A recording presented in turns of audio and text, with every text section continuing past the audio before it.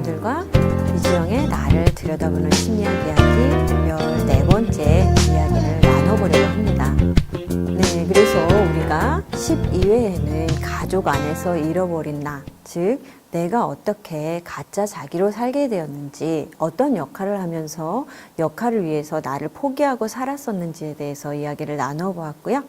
그리고 지난주에는 행복으로 가는 열쇠, 나라는 주제로 얘기를 나눠보았습니다. 그래서 우리가 이제 나를 좀 멀리하고 타인을 위하는 그런 것이 미덕이 되는 사회 속에서 살면서 나에 대해서 집중을 할 수가 없었던, 그래서 정작 내가 나를 잘 돌보고 나를 잘 알아야 내가 행복할 수 있는데 그것이 잘 안 될 수밖에 없는 그런 사회적인 분위기. 그래서 내가 그러면 나에게 집중하고 잘 알려면 어떻게 해야 되는지, 또 어떤 대화들이 도움이 되는지, 네, 그런 부분에 대해서 얘기를 나눠보았고요. 네. 여러분들과 그럼 오늘 나눌 주제는 나는 왜 나를 사랑하지 못할까라는 주제로, 부제는 영혼의 병 수치심이라는 이런 내용으로 여러분들과 한번 나눠보려고 합니다. 그래서 지난주에는 자기 행복, 나의 행복에 대한 이야기였다면 이번 주에는 나 사랑, 즉 자기 사랑에 대한 이야기를 나눠보도록 하겠습니다. 네. 우리가 최근 이제 몇 년 동안 많이 듣게 되는 얘기가 나를 사랑하라, 자기를 사랑하라 이런 표현입니다. 저도 이제 조금 오래전에 이런 얘기를 듣게 되었고, 굉장히 좀 뭐랄까 신선하면서도 충격적이기도 하고 굉장히 듣기도 좋고 감동적이고 그런 표현이었습니다. 나를 사랑한다는 표현이요. 네. 그래서 저도 참 저를 사랑하고 싶어서 정말 많이 노력을 해왔는데요. 네, 그게 정말 쉽지가 않았습니다. 그래서 뭐 제가 했던 이제 노력 중에는 뭐 밤에 자기 전에 누워서 눈을 감고 지영아 사랑한다 이러면서 이제 몇 번씩 얘기도 하고 그랬었습니다. 네, 그런 이제 저의 노력 중에 하나였는데요. 근데 그렇게 좀 노력을 해도 뭐 며칠 또 지나다 보면 잊어버리게 되고 안 하게 되고, 그리고 말은 하지만 실제적으로 이렇게 내 몸에서 뭔가 이렇게 좀 느껴지는 강한 그런 변화적 느낌? 이런 거는 좀 잘 느낄 수가 없었습니다. 그래서 좀 아쉬웠고, 좀 자기 사랑이라는 것에 대해서도 좀 잊고 살고 이렇게 살아왔는데요. 그래서 오히려 반대로, 그럼 왜 나는 나를 사랑하지 못할까? 나는 굉장히 나를 사랑하고 싶고, 아껴주고 싶고, 나를 행복하게 해주고 싶은데, 왜 나는 나를 사랑하지 못할까?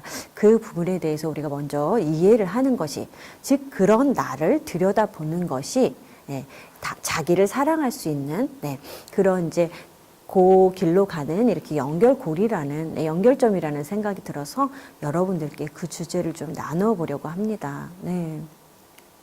그래서 저 이제 제 얘기를 좀 여러분들께 직접적으로 들려드리는 것이 좀 더 이해가 될 것 같은데요. 제가 이제 자기 치유 작업을 해왔습니다. 상담사로서 뿐이 아니라 개인 이지영으로서 행복하고 싶어서 심리학에서 배우는 여러 지식들과 그다음에 상담들을 통해서 제 자신을 치유하는 또 성찰하는 작업들을 쭉 꾸준히 계속 해왔고 지금도 해오고 있는데요. 제가 왜 저를 사랑하지 못할까 이렇게 들여다보면서 참 만났던 충격적인 그런 모습 중에 하나가 이제 제가 잠깐 일단 필기를 해보겠습니다. 자, being이라는 것이 있고 doing이라는 것이 있죠. 이거는 존재가 되겠고요. doing은 내가 했던 그런 행위가 될 수 있겠는데요.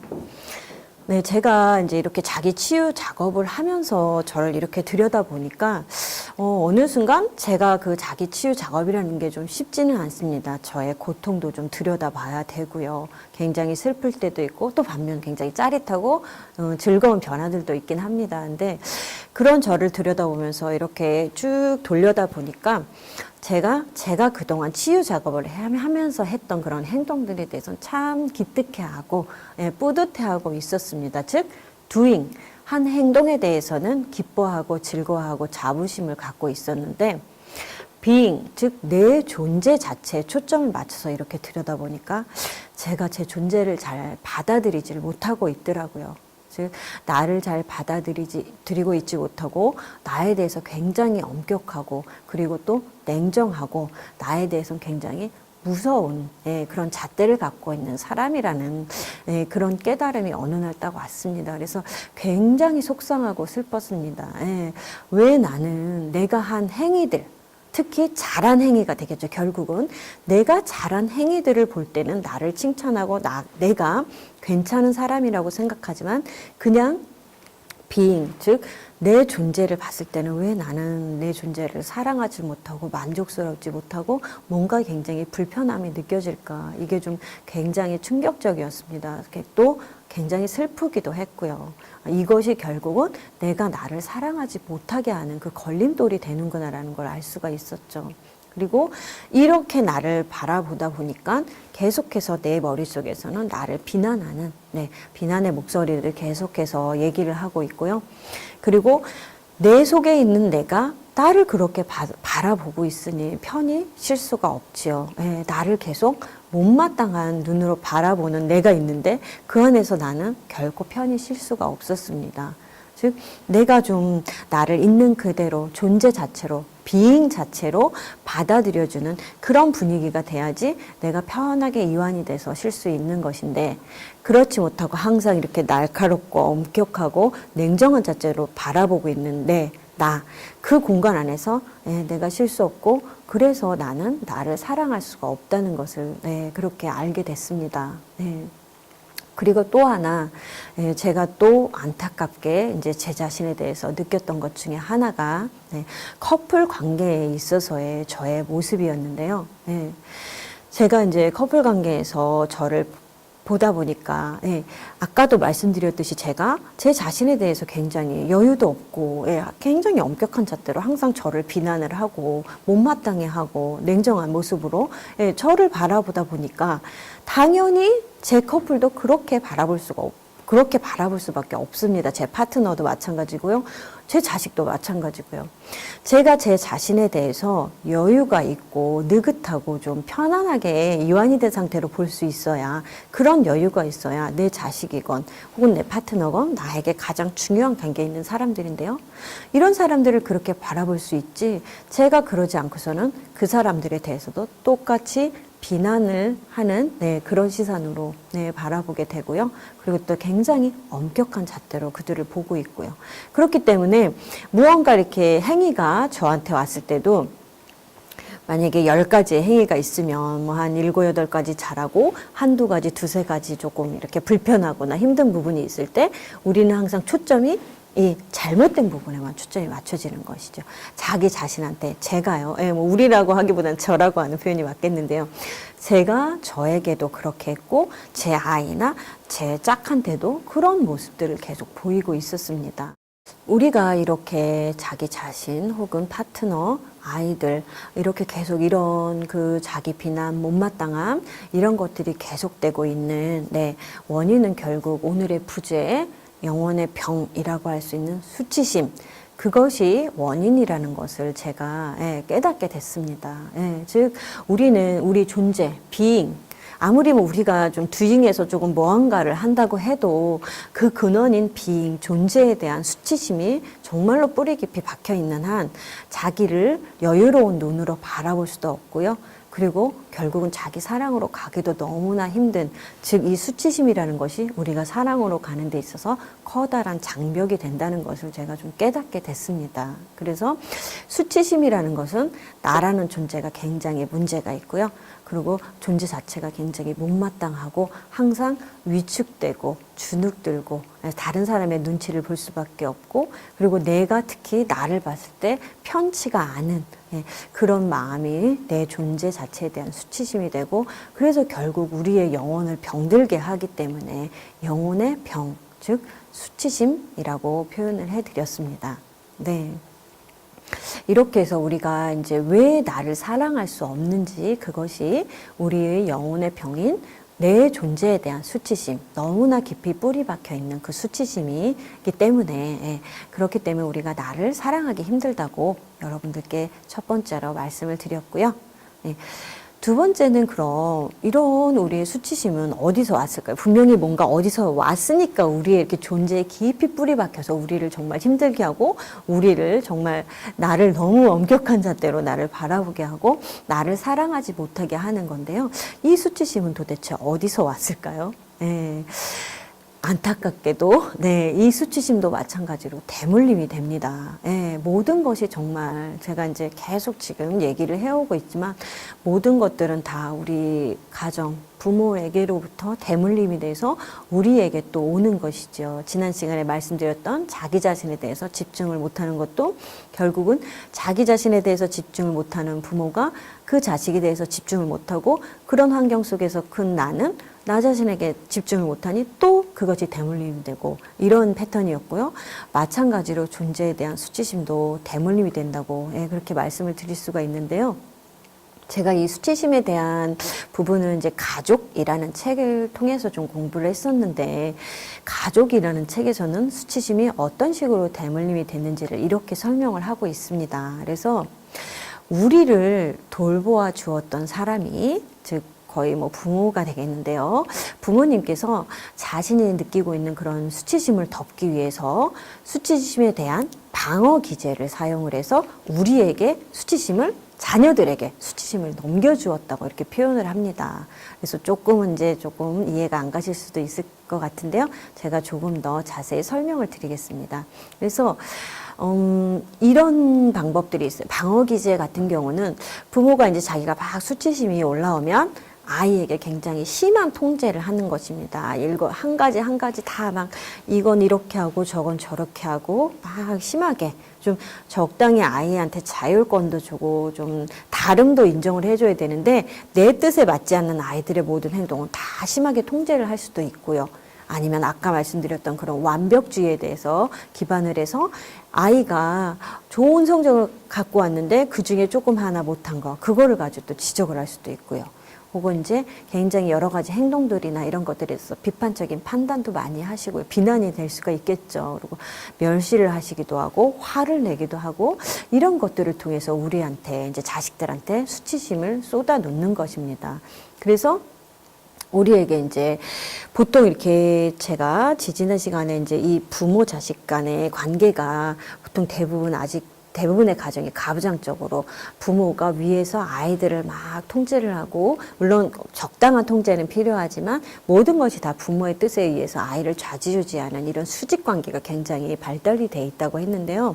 이렇게 좀 부모님이 좀 신적인 존재로 부모 자식 간에 이렇게 돼 있다 보니까 그렇게 돼서 아이한테 막 그런 식으로 여러 가지 통제, 비난, 판단, 무시, 분노 이런 것들을 표현하다 보면 그 수치심이 다 아이한테 전가를 되는 것입니다. 그리고 두 번째는 이제 제가 그러면 느낀 이유는 무엇인지를 제가 좀 통찰했던 이유는 무엇인지를 여러분들께 나눠드리려고 하는데요. 제가 이제 느끼기에는 우리가 이제 수치심의 반대가 존중, 자존감이죠. 그래서 자존감이라고 이제 저는 생각을 합니다. 그래서 우리가 이제 내가 내 부모한테 어린 시절부터 존재 자체에 대해서 굉장히 존중을 받아서 자라면 나는 나 자신에 대한 그런 자존감도 굉장히 높고요. 그리고 내가 굉장히 귀하다는 것을 느끼면서 살지요. 그렇게 되면은 결국 그런 나는 다른 사람한테도 함부로 대할 수가 없습니다. 그리고 내 자식한테도 마찬가지로 그런 내가 귀함을 받은 그대로 똑같이 이렇게 대물림을 하게 되죠.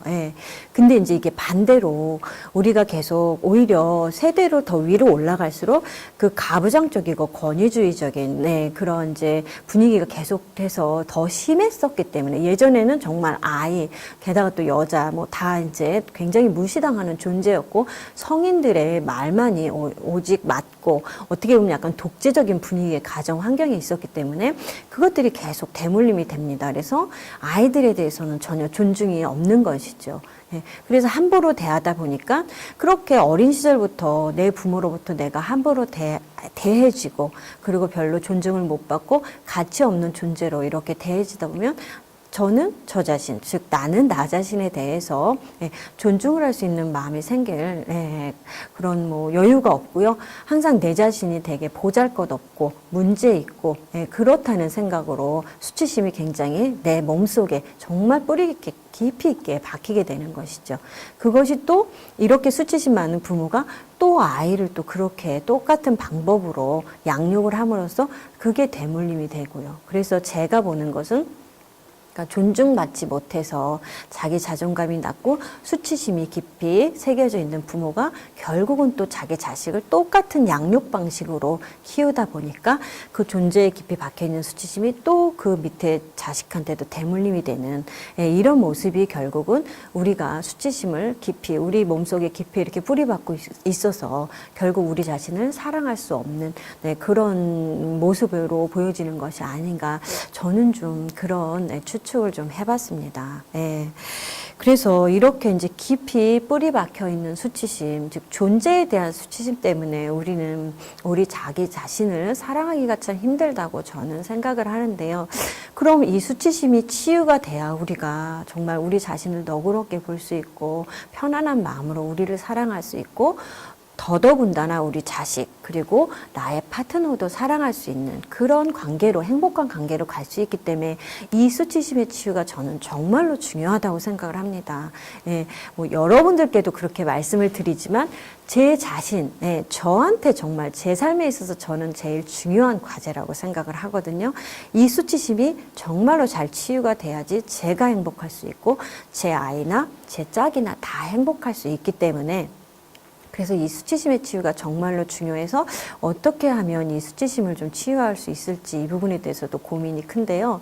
그리고 이제 저도 이제 지금 작업을 하고 계속 이 치유 작업을 하고 있는 중이고요. 근데 그 제가 참고한 가족이라는 책에 보면은 이제 거기 이제 앨리스 밀러라는 심리학자가 하는 얘기가 가장 큰 자기애적 상처, 즉 우리가 있는 그대로의 모습으로 사랑받지 못한 것. 그래서 우리 이제 이 부분은 제가 추가한 것인데요. 우리가 이렇게 깊이 우리 존재 자체에 깊이 뿌리 박힌 수치심이라는 것은 무엇 없이는 치유가 될 수 없냐면 애도 작업 없이는 치유가 될 수 없다고 얘기를 했습니다. 그래서 애도만이 우리가 이렇게 채워지지 않은 우리가 이 태어나서 나고 자란 그 발달 과정 속에서 채워지지 않은 그 욕구를 채울 수 있는, 치유할 수 있는 유일한 길이 애도 작업이라고 얘기를 했습니다. 그래서 애도 작업이 뭔가 조금 막연하실 수도 있을 것 같은데요. 우리가 어린 시절에 우리의 부모에게서 필요했던 것이 무엇이고 무엇을 받아야 됐고 어떻게 존중을 받아야 되는데 그러지 못했던 나. 그래서 그 시절에 내가 얼마나 아프고 힘들었을지 그것에 대해 집중을 하면서 느껴지는 그 감정. 가장 큰 게 뭐 슬픔이 될 수도 있을 거요. 또 뭐 분노가 될 수도 있겠죠. 이런 것들을 충분히 우리가 느끼는 것. 특히 이제 슬퍼하고 그 어린 시절 아팠던 나를 충분히 슬퍼해주는 그 애도 작업이 있어야 우리가 치유가 된다고 그렇게 보았고요. 저도 좀 그 부분에 굉장히 동의가 되기 때문에 그 부분에 요즘에는 좀 많이 초점을 맞춰서 작업을 하고 있습니다. 근데 쉽지가 않습니다. 왜냐하면 우리가 이제 대부분의 사람들이 부모에 대해서 좀 굉장히 그 망상을 많이 갖고 있습니다. 그래서 저도 처음에는 저의 가족, 특히 저희 집에서는 좀 그 대부분의 가족이 이제 아버지가 이렇게 굉장히 힘이 있는 이제 그런 위치에 있으셨는데 그러다 보면 약간 신적인 존재로 대부분 본인의 그 부모님을 생각을 합니다. 그래서 그 부모님이 뭔가 잘못된 행동을 우리한테 했다라고 생각한다는 것 자체, 받아들여진다는 것 자체가 거의 충격적이고 처음엔 저항도 굉장히 심하고 부인을 하기 때문에 저도 그랬고요. 그리고 이제 제가 상담을 하면서도 그런 모습들을 많이 봅니다. 굉장히 불편해합니다. 자기의 부모가 자기한테 했던 행동들이 얼마나 그것들이 굉장히 아프고 괴로웠던 일인지를 그 사실을 인지한다는 것 자체도 처음에는 굉장히 부인을 하고 충격을 받습니다. 근데 요 과정이 지나서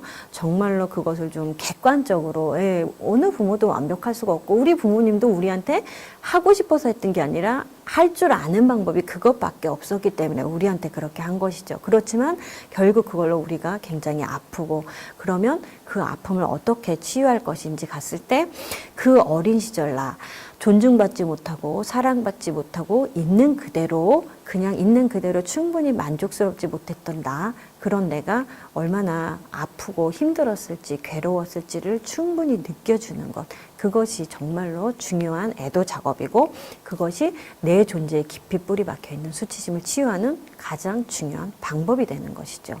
근데 이 이제 애도 작업은 우리가 감정이 마비가 되어 있어서 잘 못 느끼고 억압을 많이 해온 사람들은 이런 느낌에 접촉하는 것조차도 굉장히 힘듭니다. 그래서 감정 같은 경우는 워낙 치유에 있어서 중요하기 때문에 제가 나중에 다시 한번 감정만 따로 다뤄드릴 거고요. 네.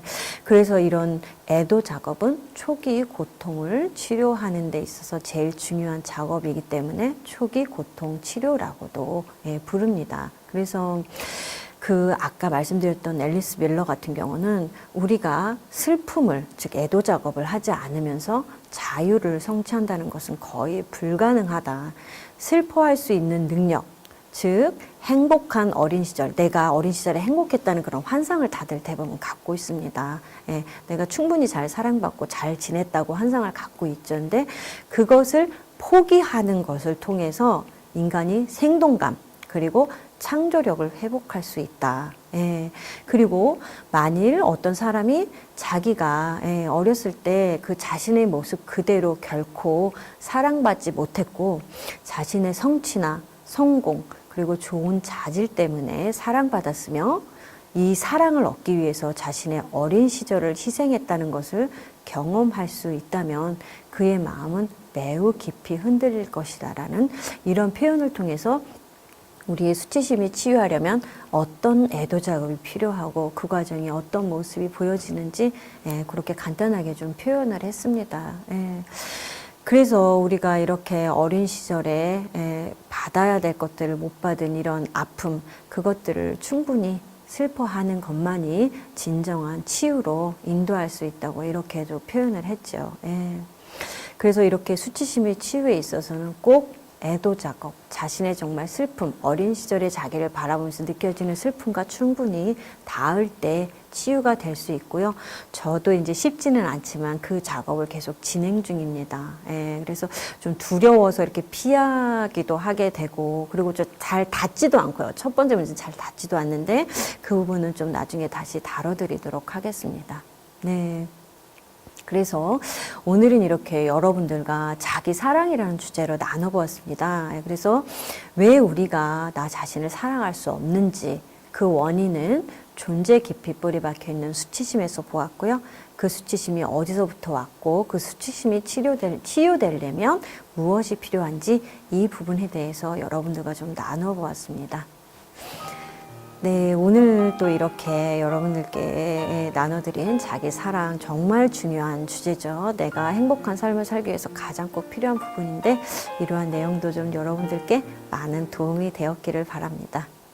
네, 그러면 저는 또 다음 주에 다시 찾아뵙겠습니다. 시청해 주셔서 감사합니다.